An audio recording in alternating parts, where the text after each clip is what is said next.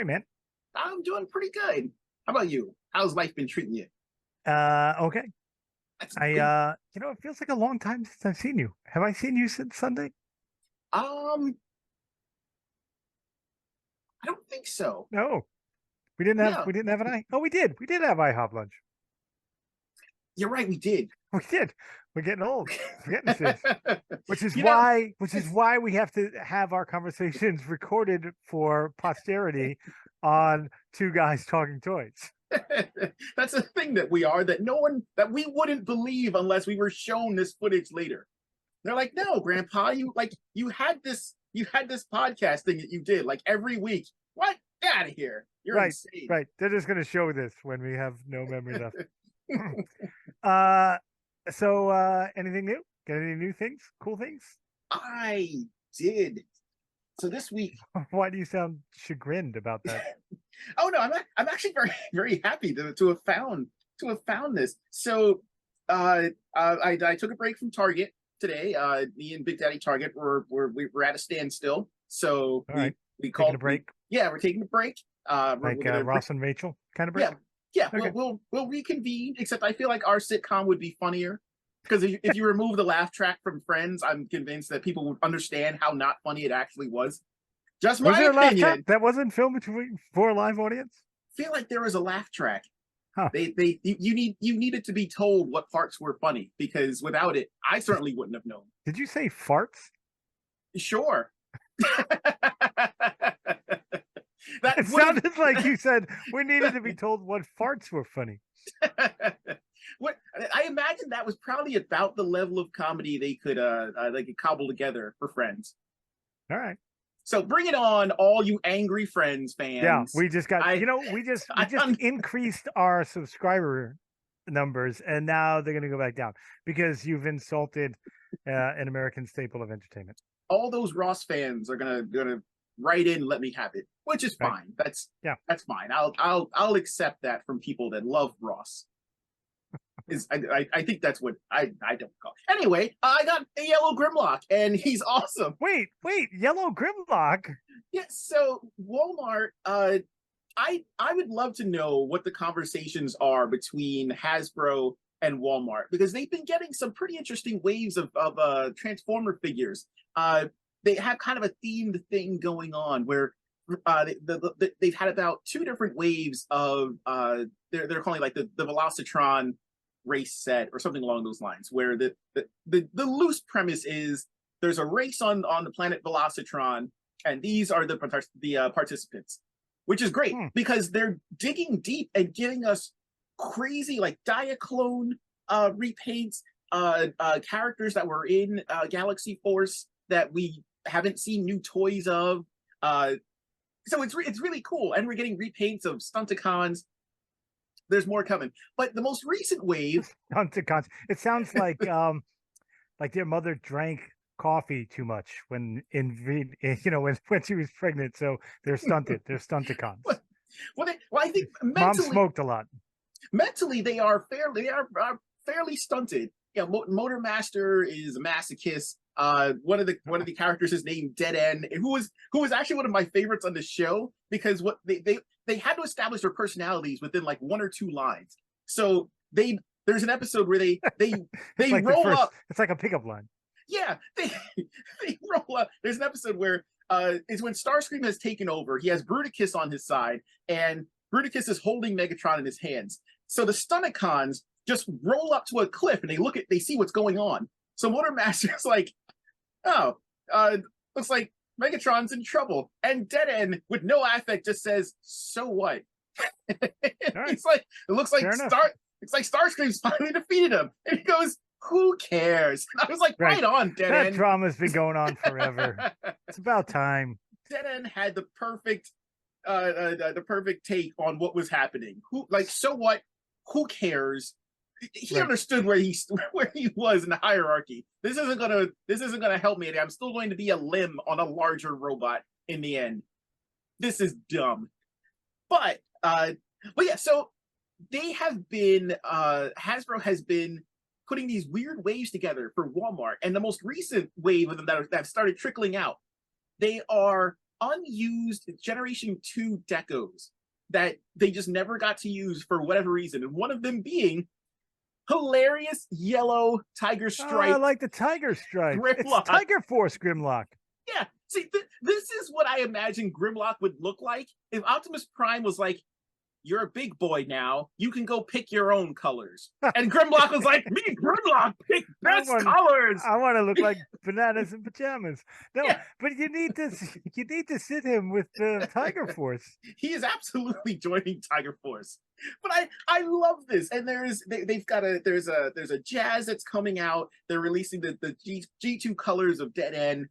There's like a unused G2 colors version of Mirage, and there's a couple other ones that are coming out. And I am stoked because it's so weird. Like this is what I want from crazy store-based exclusives. The way his mouth is open, the way you were just moving him, he looked like Kermit. I love it.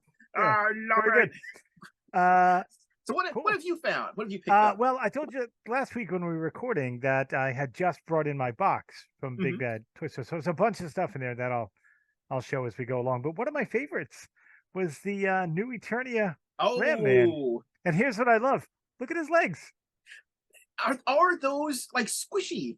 Yeah, they're jointed, but they have like is the overlay rubbery? Like, does it? Yeah. And funny thing enough, awesome. it feels a lot like we discussed last week the Barbie legs. And how they were jointed inside the plastic. And that's exactly what it is now. It's a little more, squishy because it's supposed to be like, remember the old one? He had that action where he'd jump around.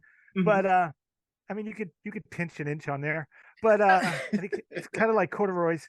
But that's very cool. I was so excited when I opened it and saw that they paid homage to old school. And that is really cool. Now, and he stands well, no problems. I like it.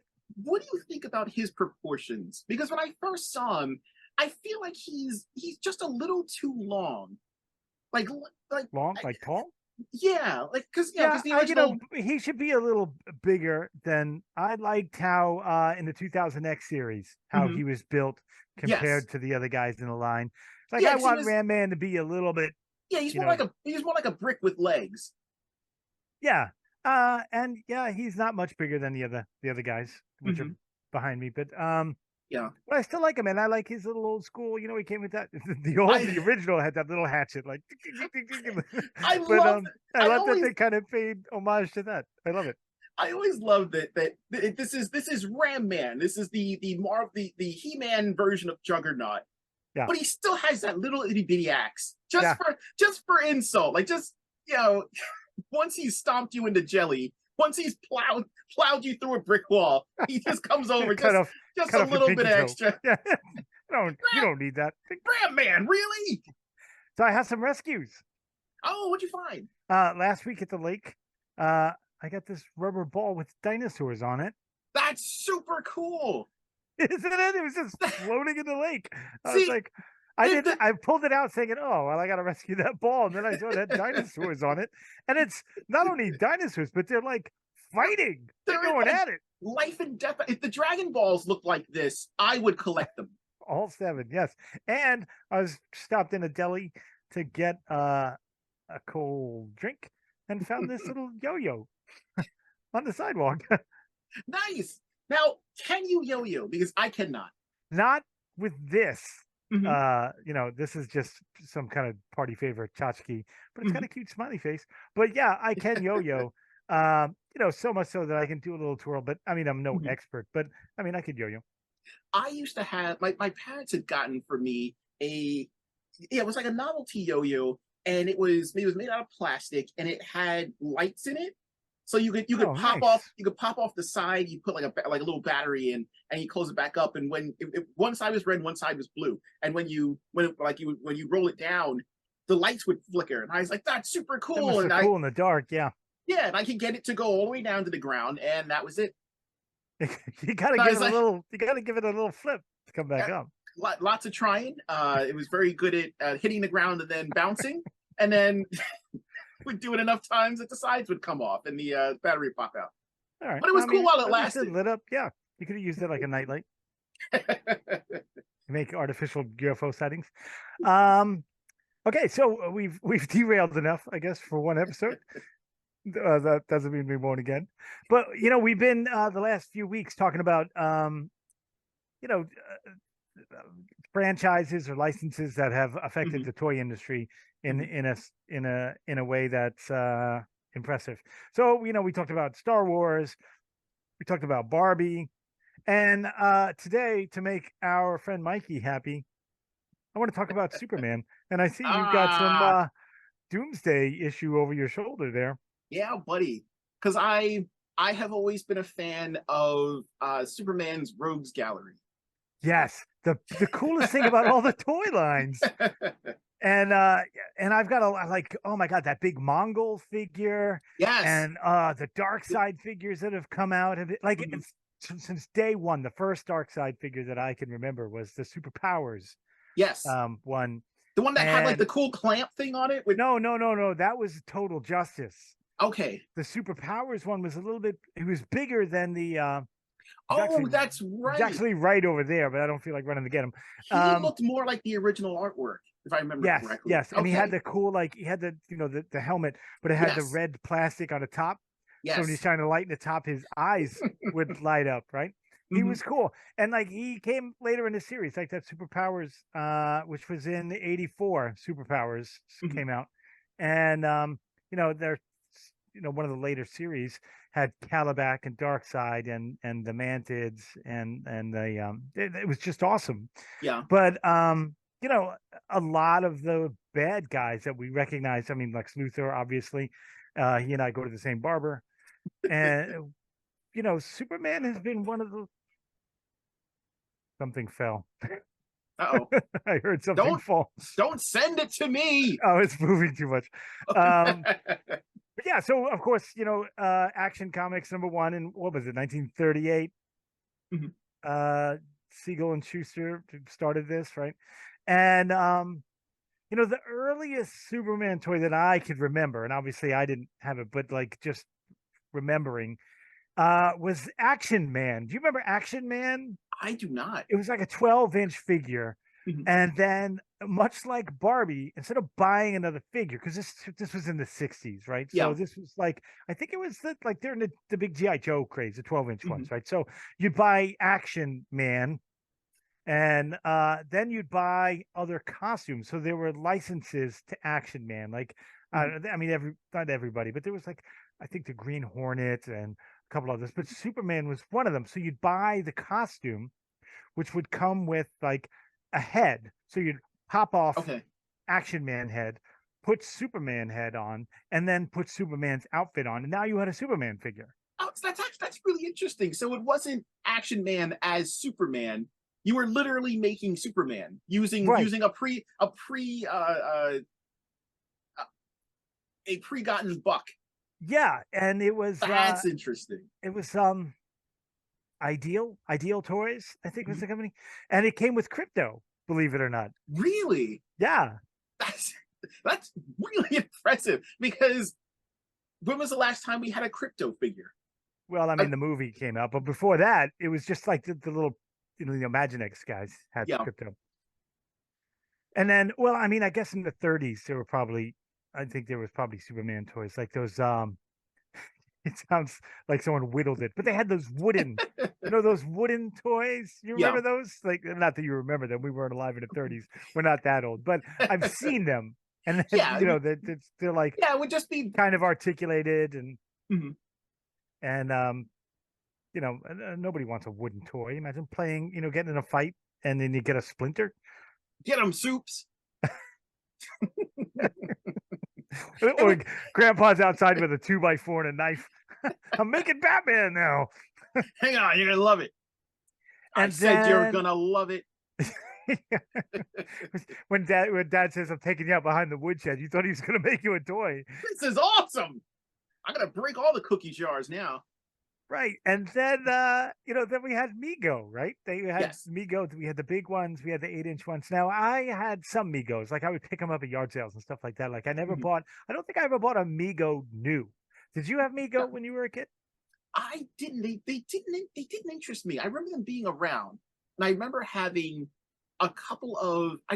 See, I don't think these were Mego, but they were these weird toys where like you had I remember having one of the Hulk, and he was filled with this strange gel so that you could move him around, but then he would revert back to the static pose.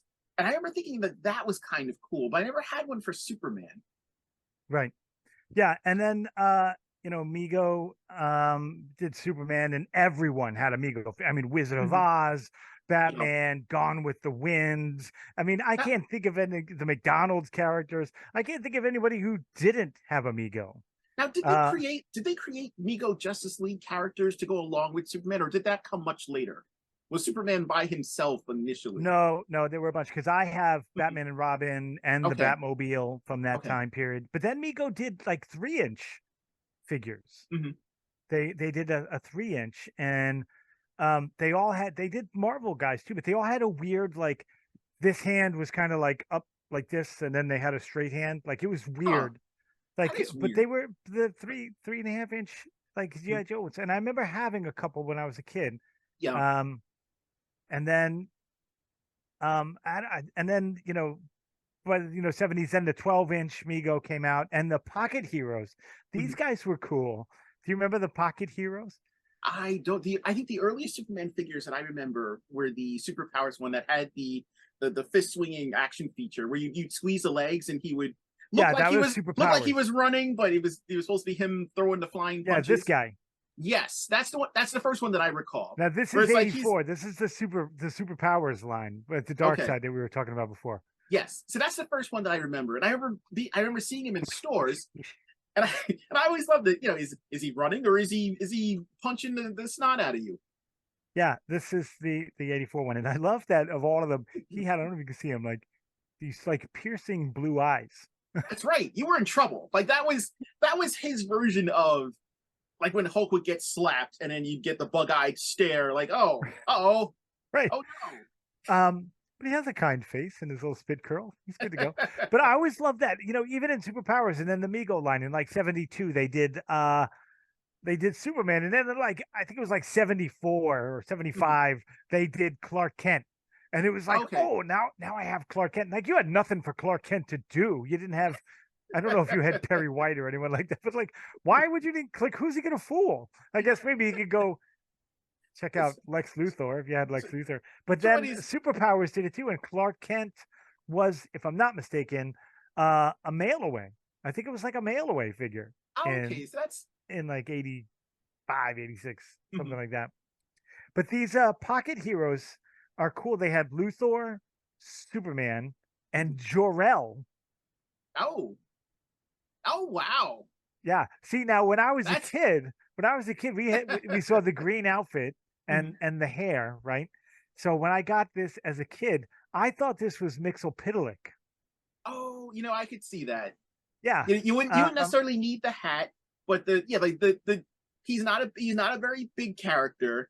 He's got kind of impish proportions. Yeah, I could see that. My brother and I thought this was Mxyzptlk until later on when, you know, as a collector, I researched it and found out that this is Jor-El. Like, what am I going to do with Jor-El? By the time the story happens, he's gone. So he just like shows up and can talk to Superman and, you know, in the Fortress of Solitude. See, should have made him clear. Yeah, but that would have made more sense. And you know, I like Zod better, so he's in plastic with a cushion. I love it. I like how comfy he looks in that box. Yeah. So then they had Zod too. Hats are a little big. I mean, these came out years and years ago. 79. Yeah. Came out. Head's a little up there. Yeah. He's got a. Yeah. Now, cool. did you ever reenact that moment when Zod is inside the building and he's menacing Perry, and Superman shows up outside in one of the most hardcore moments ever, and he says, "General, care to step outside?" Care to step outside? Yeah, I love that. Oh, it's so good. I love that. Oh, quick. No, my second favorite is Zod saying, "Why do you say such things when you know I'll kill you for it?" You Perry. so quick story, and we'll get right back to this. I wanted to show my nephews that awesome moment, because when they were really little, and I was being the responsible uncle and showing them cool things on YouTube. Right. We got on the Superman rabbit hole, and I was like, kids, there is the most awesome moment that has yet to be touched by kind of anyone in a superhero movie. And I'm going to show it to you right now. And we get to that moment, and Zod's menacing Perry, and Superman shows up there, and I'm all like, oh, he's going to say it. And it's a different take. There's another take of that scene where instead of saying care to step outside, he says something different. And I was so gobsmacked. What could he possibly I don't say? even remember what else he says. It's something like "you'll never get away with this," or like something weird and generic. What? That's lame. It is. And my nephews also thought this, and they turned to look at me like, this is the most amazing scene in cinema. And I was like, no, it's been ruined.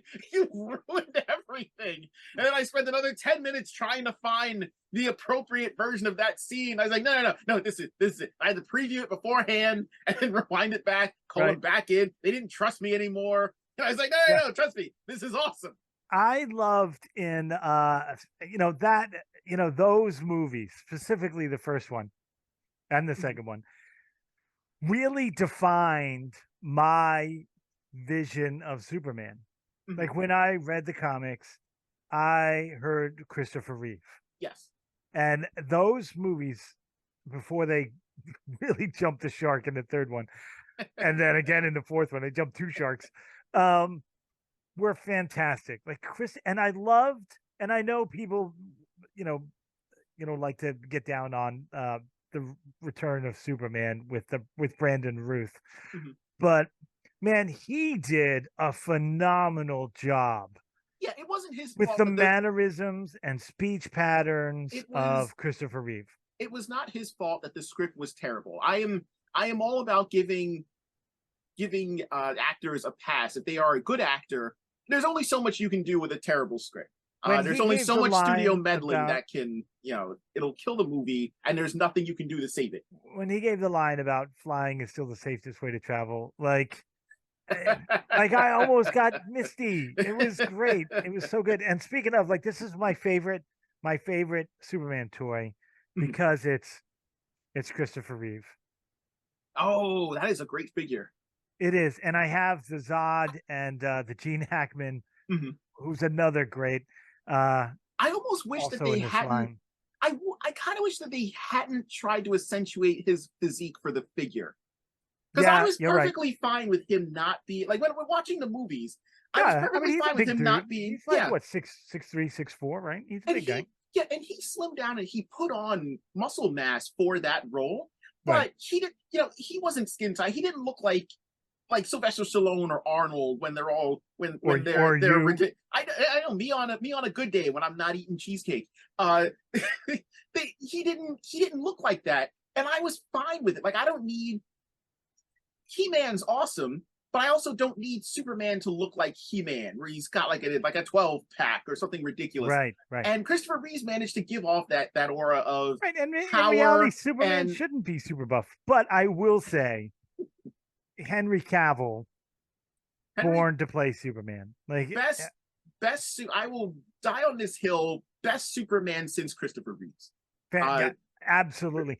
And I hate that he's not Superman anymore. I really do. I hate it. He was perfectly cast. He's a great actor, and again, what they did to him. It's a shame. You as an actor, even a good actor, there's only so much you can do with a terrible script.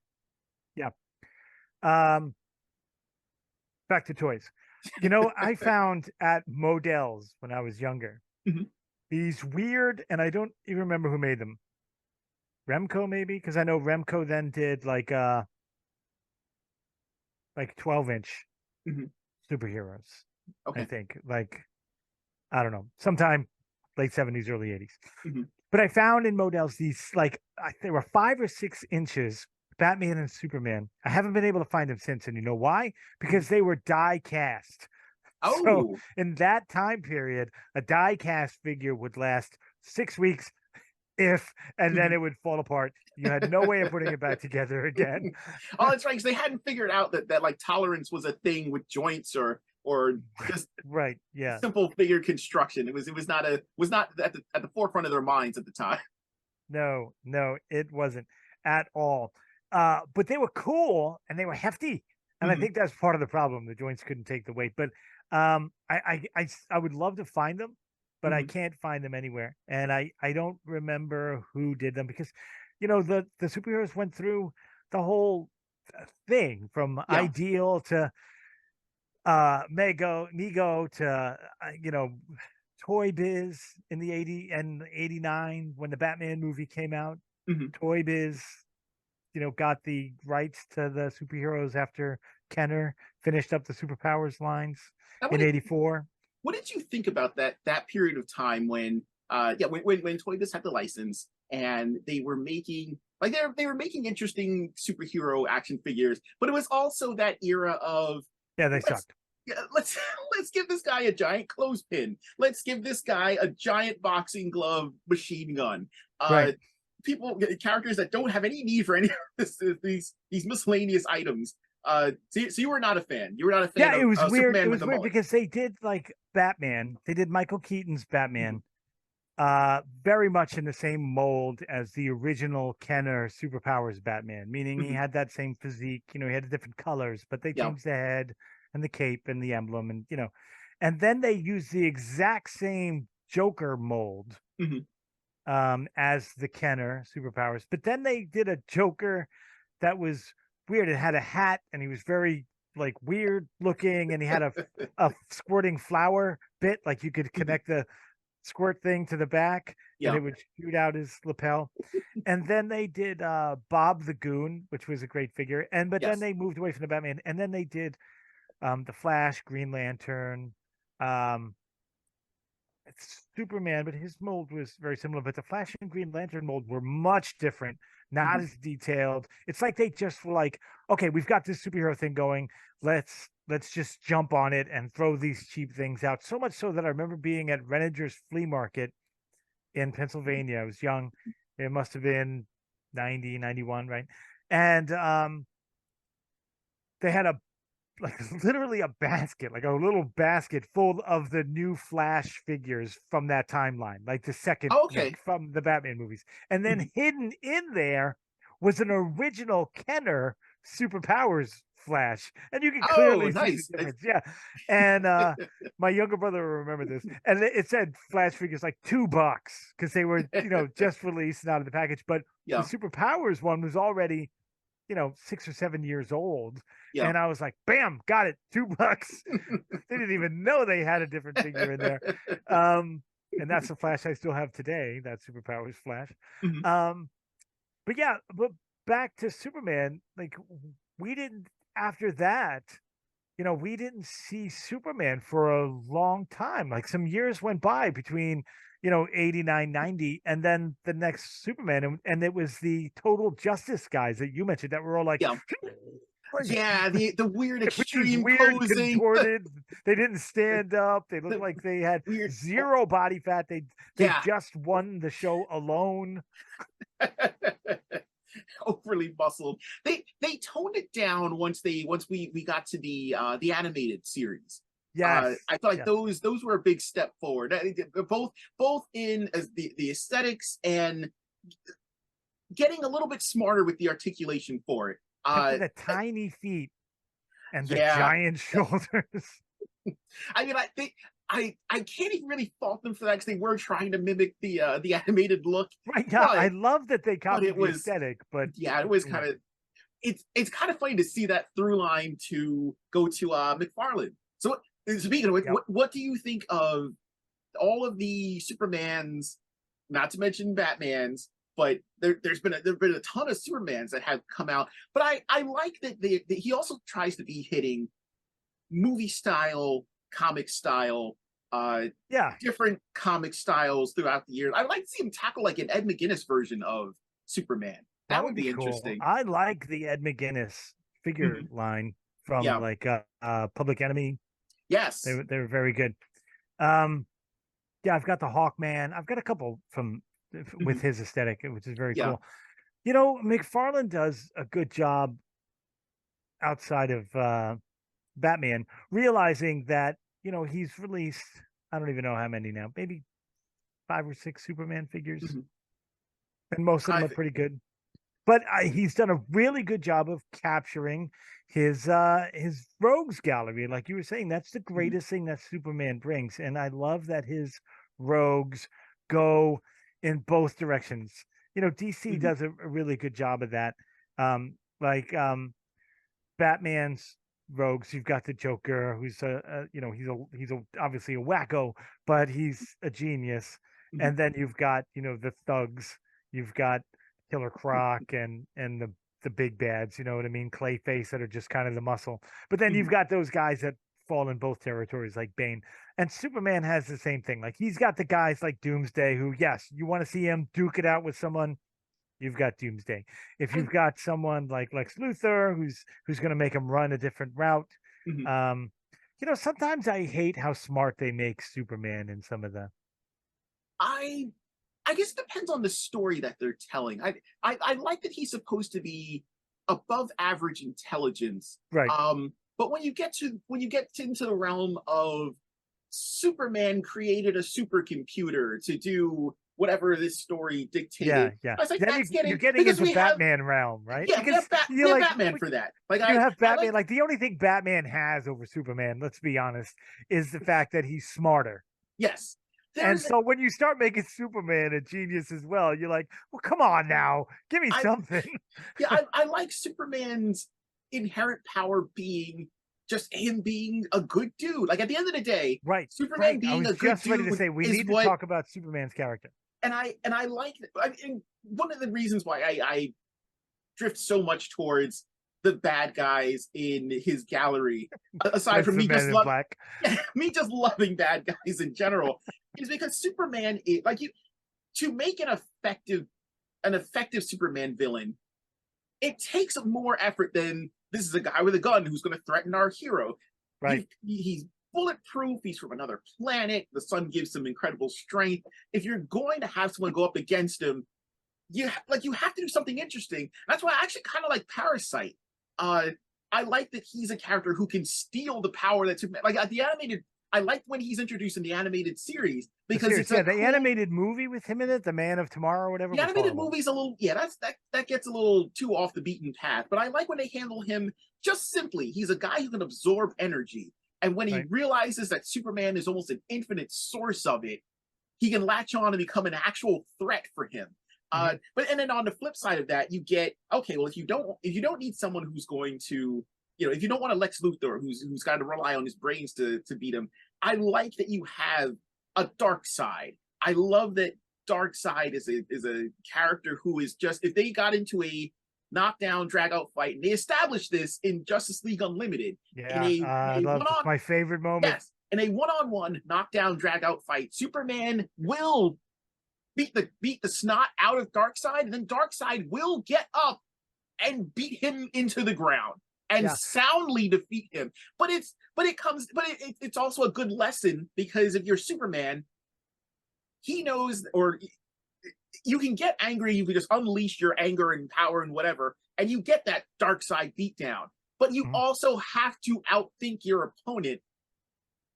And it's not something that he would normally have to do, because the level of characters that he's fighting a lot of the time, if he just let loose a little bit more, he could just beat them. And that's not the case with Darkseid. Right. And I love that scene. And I know we've discussed it a while back. A scene in Justice League, I believe is Unlimited, where Darkseid is introduced, right? Yes. And Superman and Darkseid are on a ship. It's bound to explode, and they're like, "This is it. Let's see what happens," right? Yeah. And Superman is always the nice guy. I just what I love about Superman, like he and Bruce Wayne and Batman, like their dynamic, especially in the Public Enemies book and movie, is fantastic and well written. And I always say, here's my favorite in the comics, the opening scene with the Wayne Alfred's driving Bruce somewhere as a little kid, right? And the car breaks down in front of the Kent farm. And Alfred's talking to Pa Kent, and Clark's playing catch by himself, right? Because there's no one around. He comes up to the window of the limo, and Bruce rolls the window down to here. Like it's a black window that comes down to here. And Clark's like, hey, do you want to come out and play? We can play catch. And Bruce is like, no. And it's like, it's the perfect representation of him. It makes me sad when comics remove really cool instances like that from the official canon. Because I remember that story, and I don't think it's technically officially part of their history anymore. Just like it's no longer canon that as a child, T'Challa was saved by Aurora. So right. Black Panther and Storm met when they were little, and he was like, who is this beautiful goddess that saved me? Which is ironic, and then she ran away because that's the life she was living. And he was this regal prince who was helpless until she came along, and he always remembered that. And when he met her years later, was like, marry me. And that's not a thing anymore, which is a shame. I love when Superman is well written with the understanding that he's Clark from Smallville, and when he's really well written and well voiced in some animated things, like Tim Daly does a really fine job as Superman. When the bad guys are doing their bad things, and he's like, well, his first question is like, why are you doing this? Like, he simply just doesn't get it. Like, especially when it's a powerful bad guy or someone like Lex Luthor, who's a genius and has billions of dollars, could help anyone do anything, could solve world problems with nary a thought. And Clark's just like, I don't understand why you're such a jerk. Just do the right thing. All right, I'm going to punch you now. That's I think that's why I generally am not a fan of the most recent take on Superman. It's a shame that they took Henry Cavill down the wrong path of Superman. I think maybe one of my favorite animated Superman movies is Superman versus the Elite. It's a great look at it, just like what you were saying before. You get a clear cut shot of his ideals, what he stands for, and then it's directly contrast with this new group. They're edgy, they kill people. It's what would be attractive to, kind of maybe like a younger, again, like edgier audience who doesn't understand why we should care that Superman is this wholesome guy who's a Boy Scout who will never ever truly eradicate crime because he won't do what has to be done. And it's the way the story unfolds is great. So listeners, if you have not watched it, and you need to go and watch it now. Yes. Not now. Finish the episode and then go 2 more minutes with us. Not even. Go watch it. So I'm sorry. I derail us again. Bringing us back to toys. What's your favorite Superman toy? Definitely the 12-inch Christopher Reeve there, because I saw Christopher Reeve Superman in the drive-in, man, and the what was the slogan? Like, you'll believe a man could fly or something after you see that, and it was the greatest movie magic. And the you've got me, who's got you, like, that's Superman in my brain, and no matter who plays him, Christopher Reeve is Superman, and so that figure is my favorite. Good pick. I think my pick would have been one of the early release versions of Superman from the Mattel line. Was it technically DC Superpowers? The DC Direct ones? No, they were the ones that hit retail. Oh. And it was I know which ones you're talking about. Yeah.